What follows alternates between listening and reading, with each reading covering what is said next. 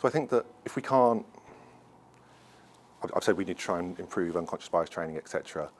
If it turns out that we can't, there are other things that we can do.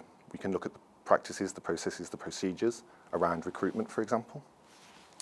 So one way to do that would be to standardise interview processes, so that you have standard questions, standard criteria, etc. One of the key reasons that this would kind of limit the extent to which unconscious bias can affect the recruitment process is because it would limit, to go back to what we were saying earlier, it would limit the extent to which the similarity or affinity bias can be at play.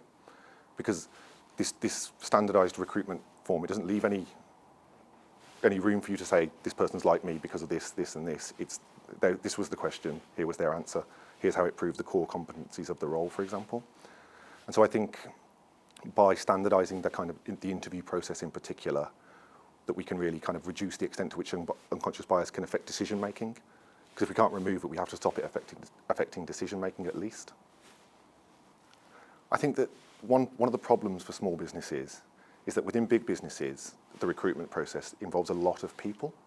There'll be a lot of people involved, from the HR team to the line manager, in terms of writing the job advert, the job description, advertising it, choosing who to interview, conducting the interviews, choosing who to hire.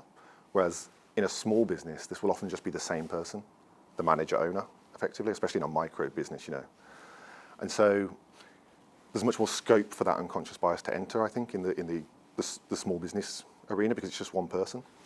Because one of the ways which we say in which you can limit the effect of unconscious bias in recruitment decisions is to try and make decisions in groups.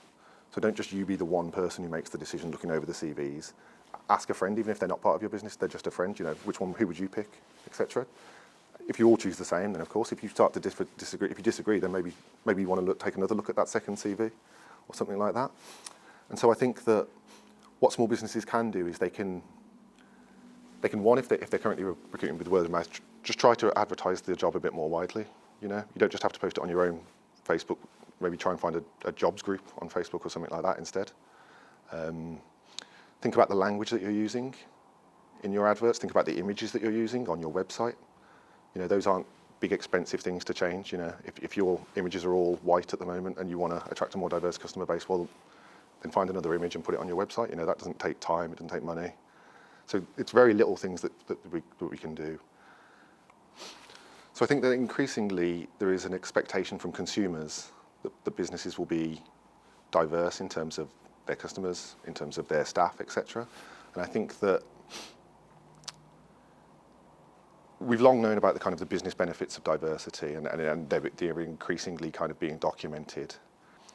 So I think that part of the reason businesses need to be interested in diversity and in minimising the unconscious bias within their own organisations is because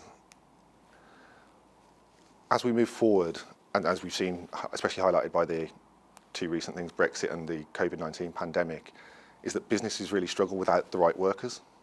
And at the moment, with current recruitment practices, there's a huge amount of potential labour, potential skills, etc. out there, which is just completely ignored to some extent, which is kind of just left on the sidelines. And so if we can make our businesses more inclusive, more diverse, more open to people